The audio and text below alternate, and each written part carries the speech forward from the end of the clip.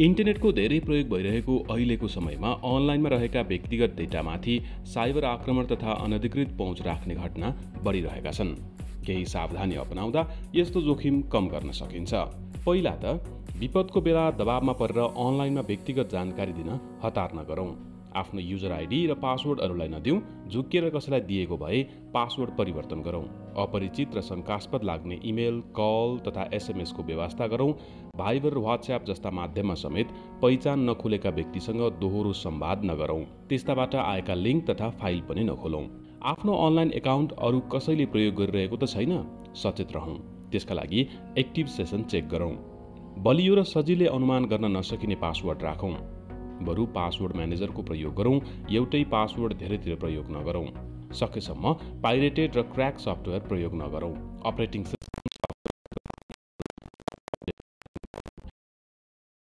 जथाभावी रूपमा location, camera, सम्पर्क र स्टोरेजको पहुँच नदिउँ। सुरक्षा जोखिम हुन सक्ने वेबसाइट नहेरौँ। विश्वसनीय एन्टिभाइरसको प्रयोग गरौँ। वेब ब्राउजरमा एड ब्लक राख्ने गरौँ। जनचेतनाका लागि नेपाल दूरसञ्चार प्राधिकरणबाट जारी सन्देश।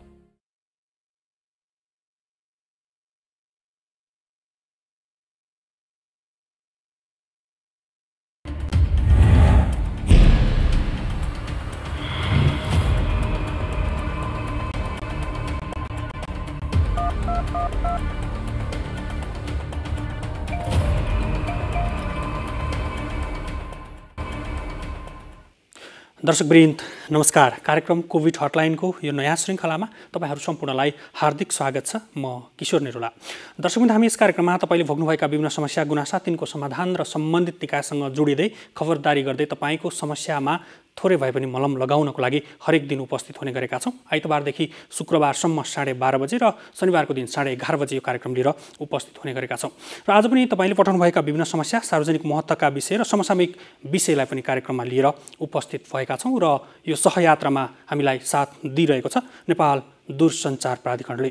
दर्शकवृन्द, तपाईँले गुनासो राख्ने टेलिफोन नम्बर हामी कार्यक्रमको बिचमा जोड्नेछौँ। त्योभन्दा अगाडि हामी सिधै आजको कार्यक्रमको विषयवस्तुतर्फ यहाँहरूलाई प्रवेश गराउन चाहन्छौँ। विशेष गरी कोरोना सङ्क्रमण यति बेला देशभर नै फैलिसकेको अवस्था छ।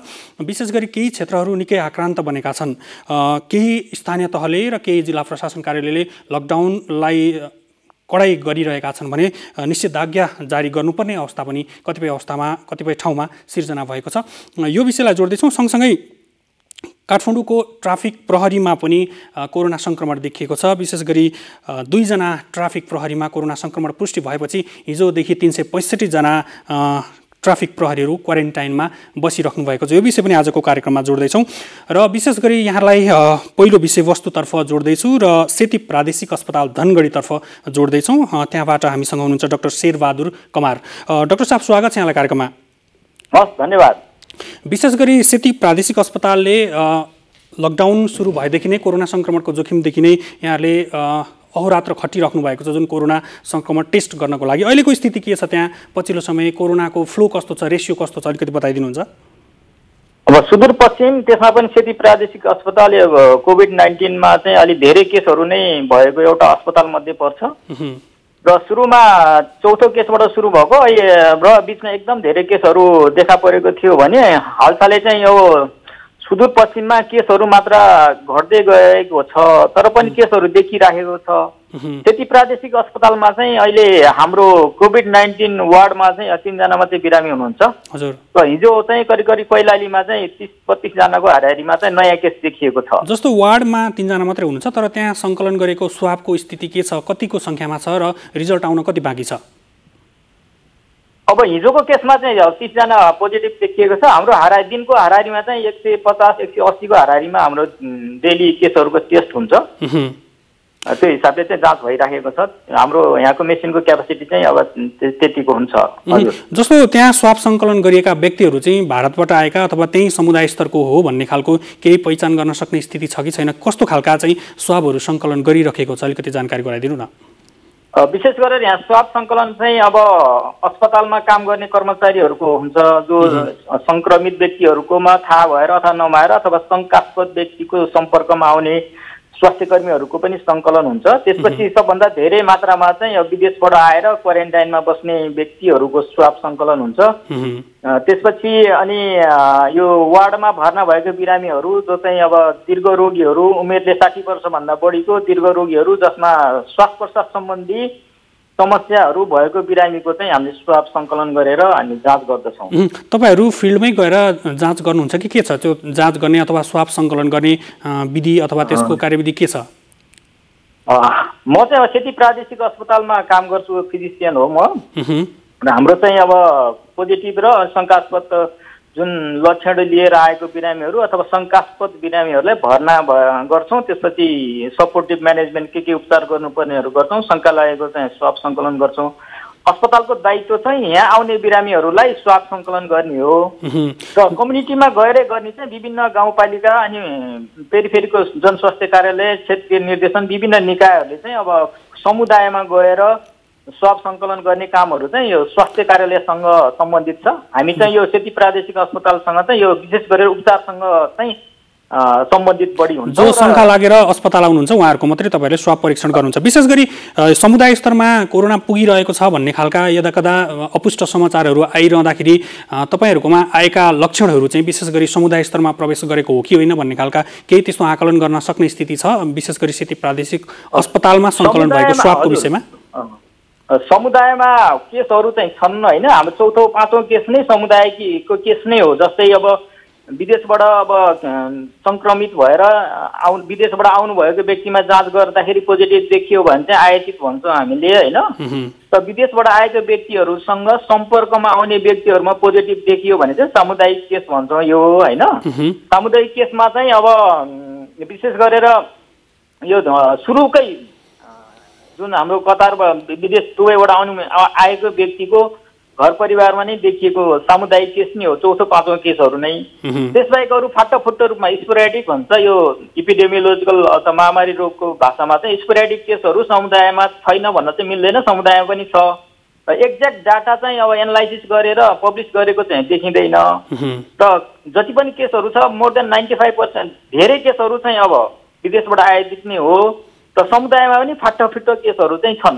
जस्तो लक्षणहरूको कुरा गर्दाखेरि चाहिँ कस्तो छ त्यहाँको निको हुने रेसियोहरू अनि सँगसँगै लक्षणका विषयहरू छन् नि जुन कोरोनाका लक्षणहरू चाहिँ कम देखियो, हाम्रोमा 99% देखिएन भन्ने खालका कतिपय विज्ञहरूले बताइरहँदाखेरि तपाईँहरूको अस्पतालमा आएका लक्षणहरू चाहिँ कस्ता छन् र निको हुनेको रेसियो कस्तो छ? र यो देशमा जे जस्तो डाटाहरू छ यसमा पनि त्यति नै हो, त्यसमा धेरै फरक चाहिँ छैन। सुदूरपश्चिममा करिब 4000 भन्दा बढी केसहरू देखिएको छ। र ती केसहरू लक्षण भयो, समस्या भयो भने चाहिँ अस्पतालमा नै भर्ना भएर उपचार गर्ने हो। ती भर्ना भएर नै उपचार गर्ने, लक्षण भएर नै भर्ना भएर उपचार गरेको केसहरू चाहिँ 20-30 जना भन्दा बढी छैन। करिब चाहिँ 98-99% का हाराहारीमा छन्।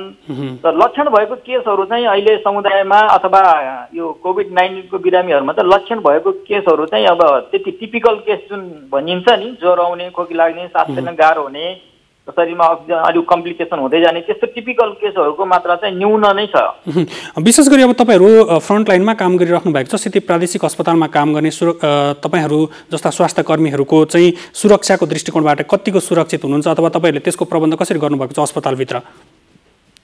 अब जुन यो सरुवा रोग हो कसरी सर्छ भन्ने कुरा अब गाइडलाइनमा भएअनुसार जुन रोगको जुन जुन भन्छ नि अब खोक्दाखेरि निस्किने छिटाहरूबाट सर्ने, अब हाछ्यौँ गर्दा यो जुन प्रक्रियाबाट सर्छ त्यो सर्ने प्रक्रियाको चेनलाई ब्लक गर्ने हिसाबले चाहिँ अब हामीले सबैजना स्वास्थ्य कर्मीहरूले गरिराखेका छौँ। त्यसको लागि चाहिने आवश्यक सेनिटाइजर, मास्क र आवश्यक परे अनि विशेष ठाउँमा प्रयोग गर्ने, कुन कुन ठाउँमा कस्तो किसिमको प्रोटेक्टिभ इक्विपमेन्टहरू प्रयोग गर्ने भन्ने हिसाबले इक्विपमेन्टहरू चाहिँ अब अहिलेको हिसाबले चाहिँ अब पर्याप्त नै छ, हामीले प्रयोग नै गरिराखेका छौँ। र हामीले जाने बुझेसम्म गाइडलाइनमा भएअनुसार चाहिँ सकेसम्म प्रयोग गरेका छौँ र नचाहिने ठाउँमा चाहिँ सकेसम्म प्रयोग नगरौँ भन्ने पनि छ। भविष्यमा केसहरू बढ्यो भने अब बचाइराख्नुपर्ने पनि हुन्छ हाम्रो रिसोर्स लिमिटेड ठाउँमा। त्यो हिसाबले अहिले तत्काल अभाव भन्ने नै छैन। सुरुमा चाहिँ अलिकति अभाव पनि थियो, बिचमा राम्रै छ। अब पछि अहिलेको हिसाबले जुन केसहरूको फ्लो छ त्यो अनुसारलाई चाहिँ अलिकति पुगेको नै छ।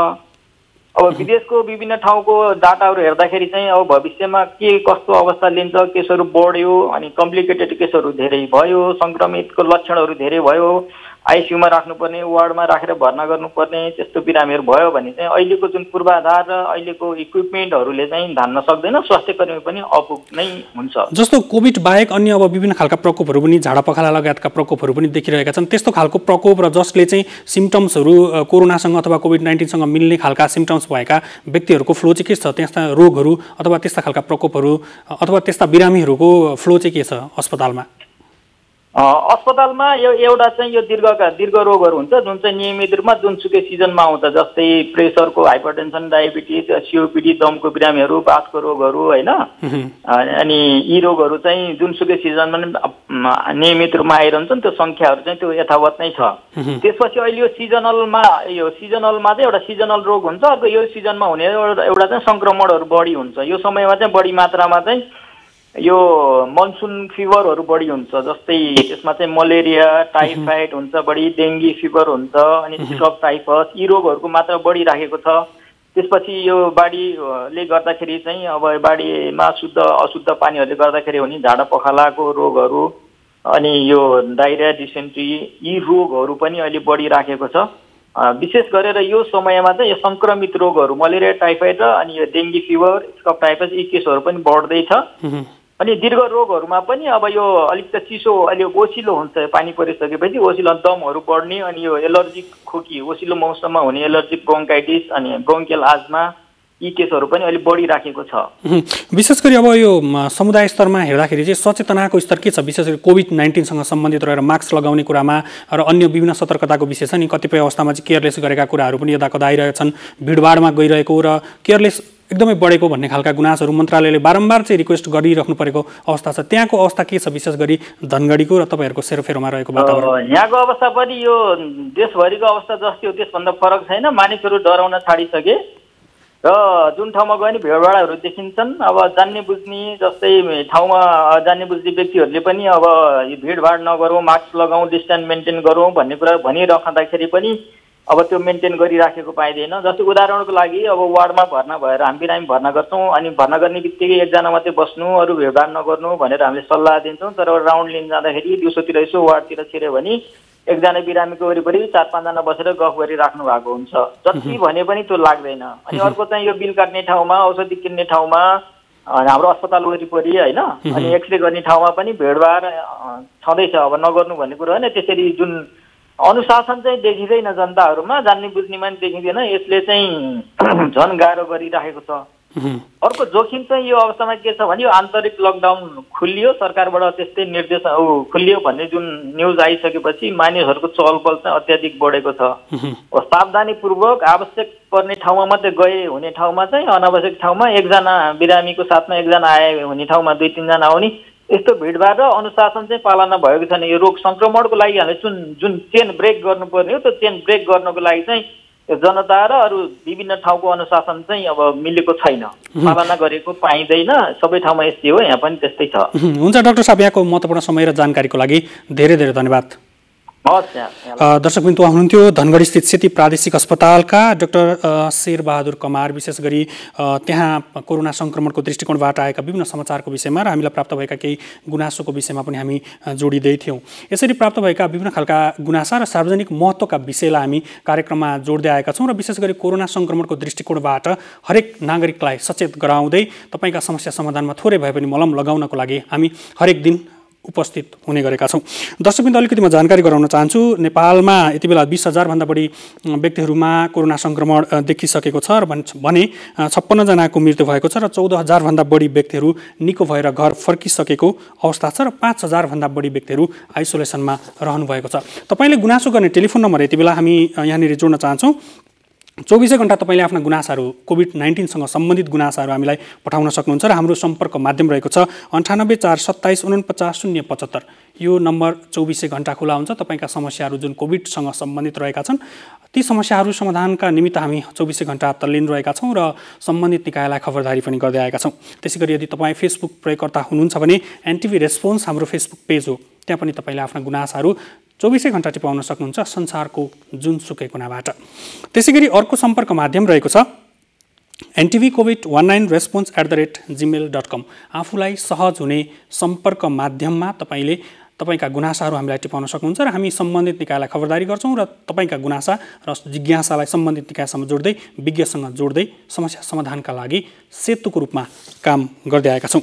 दर्शकबिन, अर्को विषय यहाँलाई जानकारी गराउन चाहन्छु। विशेष गरी यो राजधानीको विषय हो। ट्राफिक प्रहरी महाशाखा रामशाह पथका 2 जना ट्राफिकमा कोरोना सङ्क्रमण देखिएसँगै 375 जनालाई क्वारेन्टाइनमा राखेको जानकारी प्राप्त भएको छ। विशेष गरी काठमाडौँमा ट्राफिक नियम पालना गराउने सिलसिलामा खटिका ट्राफिकमा कोरोना देखिएसँगै यसले थप भयावह स्थिति बन्छ कि भनेर उहाँहरूलाई क्वारेन्टाइनमा राखेको छ। यो विषयमा हामी कुराकानी गर्ने प्रयत्न गरिरहेका छौँ ट्राफिक प्रहरी महाशाखाका प्रवक्ता वामदेव गौतमसँग हामी टेलिफोनमा कुराकानी गर्ने प्रयत्न गरिरहेका छौँ। त्यसै गरी अर्को विषयवस्तु पनि जानकारी गराउन चाहन्छु। विशेष गरी बाँकेको घटना हो र यहाँ चाहिँ 3 दिनको लागि अब लकडाउन अथवा निषेधाज्ञा जारी गर्ने भनेर जिल्ला प्रशासन कार्यालयले नै यो विज्ञप्ति जारी गरिसकेको अवस्था छ। समुदाय स्तरमा कोरोना फैलिएको र यसले झन् जोखिम बढेको भन्ने हिसाबले बाँकेमा अबको 3 दिन कोभिड-19लाई दृष्टिगत गर्दै सङ्कट व्यवस्थापनको लागि निषेधाज्ञा जारी गर्ने निर्णय गरिएको छ। यो विषयमा पनि आज हामी कुराकानी गर्ने प्रयत्न गरिरहेका छौँ। विशेष गरी त्यहाँ चाडपर्व, अब हामी रक्षाबन्धनको विषयमा पनि जिल्ला प्रशासन कार्यालय बाँकेले केही निर्देशनहरू जारी गरेको छ। यो विषयमा पनि कुराकानी गर्ने प्रयत्न गर्नेछौँ प्रमुख जिल्ला अधिकारीसँग। दर्शकबिन्दुहरूलाई म टेलिफोन नम्बर जोड्न चाहन्छु। फेरि पनि हामी तपाईँका समस्या र गुनासाहरूमा 24 घण्टा तल्लीन रहेका छौँ। तपाईँका गुनासाहरू जोड्नको लागि, तपाईँका समस्याहरूलाई सम्बन्धित निकायसम्म पुर्याउनको लागि प्रयत्न जारी राख्नेछौँ। त्यसै गरी अन्य समन्वयकारी निकायहरू पनि छन्। नेपाल टेलिभिजन बाहेक अन्य सरकारका समन्वयकारी निकायहरू पनि छन्। ती समन्वयकारी निकायहरूको नम्बर यति बेला जोड्न चाहन्छु। यदि शान्ति सुरक्षासँग सम्बन्धित विषयमा तपाईँका कुनै पनि गुनासा छन् भने गृह मन्त्रालयको 100 नम्बरमा तपाईँले सम्पर्क गर्न सक्नुहुन्छ। शान्ति सुरक्षासँग सम्बन्धित विषयमा तपाईँका गुनासाहरू यदि छन् भने। त्यसै गरी दर्शकबिन्दुहरूलाई म अर्को विषयवस्तुतर्फ यति बेला जोड्न चाहन्छु। बाँकेको मैले विषय अघि पनि जानकारी गराइसकेको थिएँ। 3 दिनको लागि निषेधाज्ञा जारी गरिएको छ त्यहाँ, र यो विषयमा कुराकानी गर्नको लागि यति बेला हाम्रो प्रत्यक्ष टेलिफोन सम्पर्कमा बाँकेस्थित प्रमुख जिल्ला अधिकारी रामबहादुर कुरुम्बाङ प्रत्यक्ष टेलिफोन सम्पर्कमा हुनुहुन्छ। स्वागत छ प्रमुख जिल्ला अधिकारीज्यू। धन्यवाद। विशेष गरी यो कोरोना सङ्क्रमणको दृष्टिकोणबाट तपाईँले 3 दिनको लागि निषेधाज्ञा जारी गर्नुभएको छ। अहिले त्यहाँको पछिल्लो स्थिति के छ जानकारी गराइदिनु न कोरोना सङ्क्रमणको दृष्टिकोणबाट। यो पछिल्लो 2-3 दिन यता चाहिँ यो कम्युनिटी लेभलमै यो पोजिटिभ केस आएपछि अलि समस्या भयो। स्थिति चाहिँ डरलाग्दो नहोस् भन्ने चाहिँ उद्देश्यले अथवा यो अरूलाई चाहिँ अब यो सङ्क्रमण चाहिँ नफैलियोस् भन्ने उद्देश्यले चाहिँ हामीले यो 3 दिनको लागि चाहिँ अब निषेधाज्ञा जारी गरेका छौँ। अब बिचमा चाहिँ धेरै स्याम्पलहरू पनि कलेक्सन गरेका छौँ। हजुर, पिसिआरको लागि 423 वटा कलेक्सन गरेका छौँ। अब त्यसको रिपोर्टहरू पनि आउँदैछ। अहिले तत्कालीन बाँके जिल्लामा कति सङ्क्रमित छन् भनेर भन्न सक्ने स्थिति छ कि छैन? अहिले चाहिँ टोटल हाम्रो केस चाहिँ अहिलेसम्मको 437 हो। तर यो धेरै अगाडि चाहिँ अब यो कन्ट्रोलमा थियो। 1.5 महिना 2 महिना अगाडि चाहिँ अब नरेन्द्रपुर अब हामीले सुनिराखेकै छौँ। त्यो चाहिँ अब कन्ट्रोलमा थियो छ पनि। र बिचमा चाहिँ के भयो भन्दाखेरि सरकारबाट चाहिँ लकडाउनको खुला भइसकेपछि चाहिँ एक किसिमको चाहिँ यता बढी भेटभाड यताउतै सबै स्वास्थ्य सम्बन्धी प्रोटोकलहरूलाई पालना नगर्दाखेरि चाहिँ यो कम्युनिटी लेभलमै यो कोभिडको सङ्क्रमण चाहिँ देखिएको प्रमाणहरू चाहिँ फेला पर्यो। जस्तो अब यो आन्तरिक राजस्व कार्यालय, यो जिल्ला अदालत, यातायात व्यवस्थापन कार्यालय, अब यहाँ नेपालगञ्जको मुटु यो त्रिभुवनचोकको वरिपरि त्यहाँ चाहिँ कम्युनिटी लेभलमा चाहिँ एकै दिनमा 30 वटा केसेसहरू यो पोजिटिभ केस आएपछि चाहिँ अब समस्या भयो। त्यहाँबाट चाहिँ अरूतिर चाहिँ अब फैलिन नदिनको निम्ति चाहिँ हामीले यो 3 दिनमै निषेधाज्ञा चाहिँ हामीले जारी गरेका छौँ। यो चाहिँ अब 3 दिन चाहिँ कम भएको छ।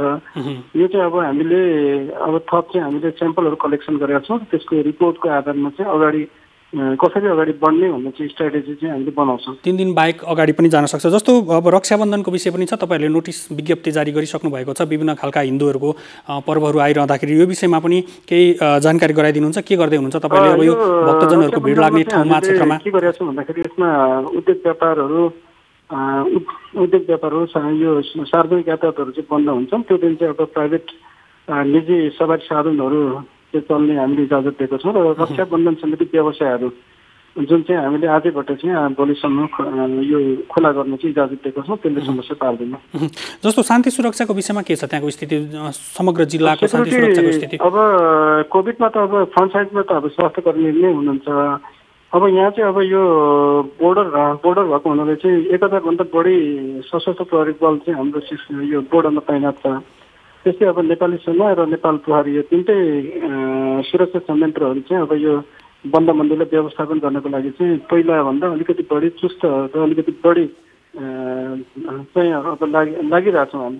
जस्तो सीमाबाट नेपाल प्रवेश गर्ने नेपालीहरूको सङ्ख्या अथवा भारतबाट नेपाल प्रवेश गर्नेको सङ्ख्या के छ पछिल्लो समय त्यहाँको आउने क्रम जारी छ? 1.5-2 महिना अगाडि 2 महिना अगाडिसम्म चाहिँ अब धेरै ठुलो चाप थियो, 2500-3000 सङ्ख्यामा चाहिँ आउने थियो भने अहिले चाहिँ घटेर 150-200 सङ्ख्यामा छ। त्यो पनि अब यो विभिन्न जिल्लामा त्यहाँ हामीले होल्डिङ सेन्टरहरू राखेका छौँ। त्यो होल्डिङ सेन्टरबाट चाहिँ विभिन्न जिल्लामा हामीले त्यही पास उपलब्ध गराएर विभिन्न जिल्लामा जाने व्यवस्था गर्छौँ भने अब यो बाँकीकै सन्दर्भमा चाहिँ अब विभिन्न पालिकाहरूमा चाहिँ अब 25-30 जनाको सङ्ख्यामा आउनुहुन्छ। विभिन्न पालिकाहरूले चाहिँ आफ्नो नागरिकहरूलाई चाहिँ त्यो गाडी पठाएर चाहिँ त्यहाँबाट लिएर जानु। जस्तो प्रहरीहरू आफैमा अब शान्ति सुरक्षाको लागि खटिरहँदाखेरि उहाँहरू सङ्क्रमणको जोखिममा भइरहेका समाचारहरू पनि आइरहेका छन्, त्यहाँको स्थिति के छ र उहाँहरूको सुरक्षाको दृष्टिकोणबाट चाहिँ के गर्न सकिन्छ? जिल्ला प्रशासन कार्यालय अथवा के गर्दै हुनुहुन्छ यो विषयमा छोटोमा? अहिले चाहिँ राम्रो कुरो चाहिँ के छ भन्दाखेरि अहिलेसम्म हामीले चाहिँ अब सेक्युरिटीमा खटिएकाहरूको सैनिक सेना प्रहरी सशस्त्र प्रहरीहरूको पनि स्याम्पल कलेक्सन गरेर PCR टेस्ट गरेका छौँ र अरू जिल्ला जस्तो चाहिँ अब हामीले पनि गरिरहेको छौँ यो सेक्युरिटीहरूको जुन चाहिँ फ्रन्टलाइनमा काम गर्नुहुन्छ। तर अहिलेसम्म चाहिँ पोजिटिभ केसहरू आएको छैन। हुन्छ, यहाँलाई यो महत्त्वपूर्ण समय र जानकारीको लागि धेरै धेरै धन्यवाद। दर्शकवृन्द, उहाँ हुनुहुन्थ्यो बाँके स्थित प्रमुख जिल्ला अधिकारी रामबहादुर कुरुम्बाङ। विशेष गरी बाँके जिल्लामा 3 दिनको लागि निषेधाज्ञा जारी गरेको छ र विभिन्न खालका हिन्दूहरूको पर्वहरू आइरहँदाखेरि त्यो विषयमा पनि निषेधाज्ञा जारी गरेको छ र विभिन्न खालका दैनिक उपभोग्य वस्तु र सम्बन्धित अत्यावश्यक सेवाहरूलाई मात्र सञ्चालन गर्ने भनेर त्यहाँ निषेधाज्ञा जारी गरेको छ र कोरोना सङ्क्रमणको दृष्टिकोणबाट समुदाय स्तरमै प्रवेश गरेको भनेर यो निर्णय लिएको भनेर प्रमुख जिल्ला अधिकारीले जानकारी गराउनु भएको थियो।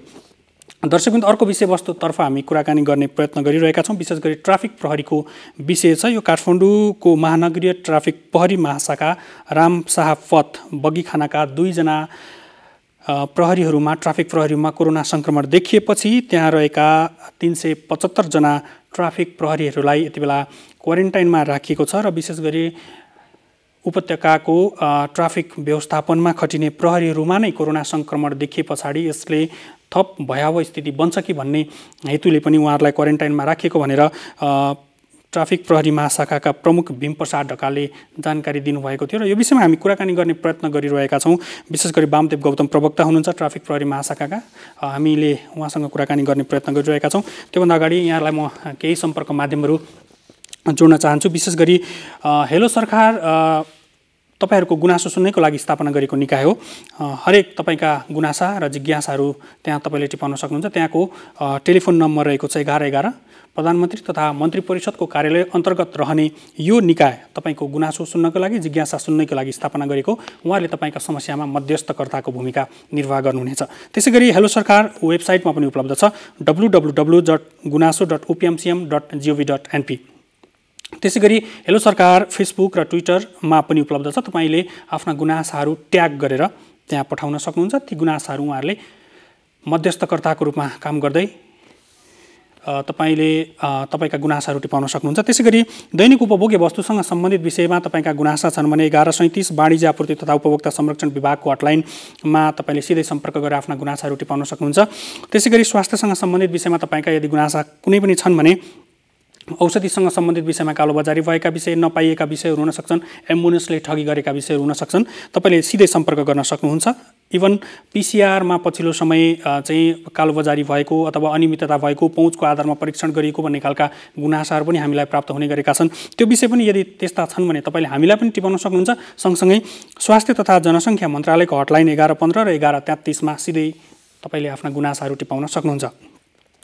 वैदेशिक रोजगारसँग सम्बन्धित विषयमा स्वीकृतिको विषय हुन सक्छन्, विदेश जाने विषय हुन सक्छन्, स्वदेश फर्किने विषय हुन सक्छन्। ती विषयमा पनि तपाईँले आफ्ना गुनासाहरू टिपाउन सिधै वैदेशिक रोजगार विभागको हटलाइन 1141 सिधै सम्पर्क गर्न सक्नुहुन्छ।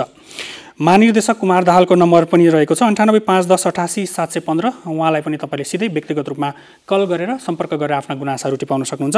त्यसैगरी सङ्घीय मामिला तथा सामान्य प्रशासन मन्त्रालयले प्रत्येक 7वटा प्रदेशमा सम्पर्क व्यक्ति तोकेको छ, जुन तपाईँका समस्या समाधान गर्नकै निमित्त कोभिडबाट सिर्जना भएका विभिन्न खालका समस्या समाधान गर्नकै निमित्त उहाँहरूलाई खटाइएको हो। र ती नम्बर र व्यक्तिहरू हामीले टेलिभिजन स्क्रिनमा पनि डिस्प्ले गरिरहेका छौँ। तपाईँले आफ्ना समस्या र गुनासाहरू उहाँहरूलाई पनि टिपाउन सक्नुहुन्छ। हामी त तपाईँका गुनासा र जिज्ञासा सुन्नको लागि 24 घण्टा रेडी छौँ।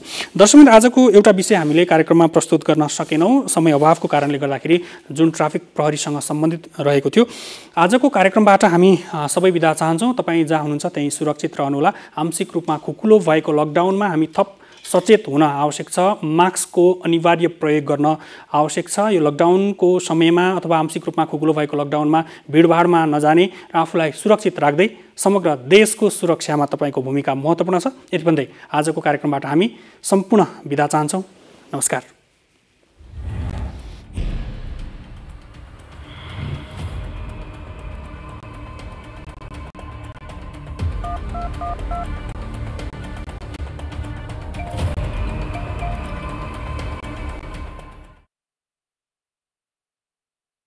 लकडाउनको समयमा मनोरञ्जनात्मक भिडियो हेर्ने, अनलाइन गेम खेल्ने, लामो भिडियो कल गर्ने जस्ता तपाईँ हाम्रा बानीले अहिले इन्टरनेटको खपत निकै बढेको छ। यसरी इन्टरनेट ब्यान्डविथ खपत बढ्दा सेवा प्रदायकको पूर्वाधार र नेटवर्कमै समस्या पैदा हुने जोखिम पनि उत्तिकै छ। जोखिम बढ्दै जाँदा इन्टरनेट सेवा नै अवरुद्ध नहोला भन्न सकिन्न। त्यसैले अहिलेको जटिल अवस्थामा इन्टरनेटको बुद्धिमत्तापूर्ण प्रयोग तपाईँ हाम्रो दायित्व पनि हो। यस्तै किसिमको जोखिमलाई मध्यनजर गर्दै युट्युब, डिज्नी, नेटफ्लिक्स जस्ता माध्यमले लकडाउन अवधिभरका लागि भिडियोको गुणस्तर घटाएर ब्यान्डविथ खपत सीमित गर्ने प्रयास गरिरहेका छन्। जिम्मेवार प्रयोगकर्ताको रूपमा तपाईँ हामीले पनि निम्न कुरामा ध्यान दिएर इन्टरनेट अवरुद्ध हुने जोखिम घटाउन सक्छौँ। प्राथमिकता अनुसार मात्र इन्टरनेट प्रयोग गरौँ। मनोरञ्जनकै लागि निकै लामो समय भिडियो कन्टेन्टमा इन्टरनेट प्रयोग नगरौँ। सकेसम्म अनलाइन भिडियो गेम नखेलौँ। लाइट भर्सनका एप्सको प्रयोग गरौँ। ठुला साइजका फाइलहरू दिउँसो 12 बजेदेखि 2 बजेको बीचमा र राति 9 बजेपछि मात्र डाउनलोड गर्ने बानी बसालौँ। धेरै व्यक्तिलाई इन्टरनेट सेयर नगरौँ। इन्टरनेटको तार, राउटर र सेटिङ नचलाऊ। अनलाइन गीत सुन्ने बानी छ भने डाउनलोड गरेर सुन्ने गरौँ। आफूले प्रयोग गरेको डिभाइसको सेटिङमा गएर डाटा युजेजलाई कम गरौँ। इन्टरनेटमा बिताउने समय घटाएर घर परिवारसँग रमाऊ। इन्टरनेट, भिडियो र ओटिटी सेवाका लागि HD को साटो SD क्वालिटीमा जोड दिउँ। इन्टरनेट सेवा नियमित राख्न प्रयोगकर्तासँगै सेवा प्रदायकले उत्तिकै जिम्मेवार हुन जरुरी छ। अनावश्यक सञ्चालन र मर्मत कार्य रोक्ने, अनावश्यक क्षेत्र र नियमित प्रयोगकर्तालाई भन्दा अस्पताल, मिडिया, टेलिमेडिसिन, अनलाइन शिक्षा जस्ता क्षेत्रलाई बढी प्राथमिकता दिने, भोइस कल, भिडियो कन्फरेन्सिङ जस्ता आइपीहरूलाई प्राथमिकता अनुसार वर्गीकरण गर्ने र अनावश्यक इन्टरनेट प्रयोगको पहिचान गरी सेवा प्रदायकले इन्टरनेट खपतको व्यवस्थापन गर्न सक्छन्। यसरी इन्टरनेटको खपतलाई व्यवस्थित गरी आफू पनि र अरूलाई पनि निरन्तर इन्टरनेट प्रयोग गर्न सहयोग गरौँ। जनचेतनाका लागि नेपाल दूरसञ्चार प्राधिकरणबाट जारी सन्देश।